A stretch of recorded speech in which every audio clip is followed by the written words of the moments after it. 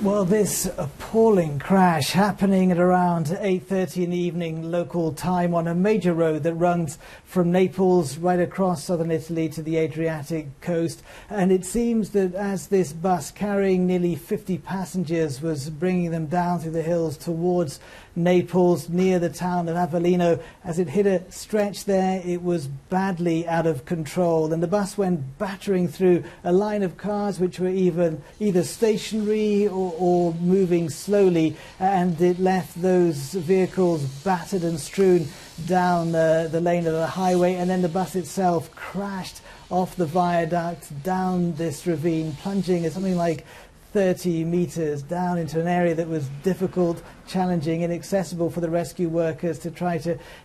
reach survivors, to help the injured and to count the dead.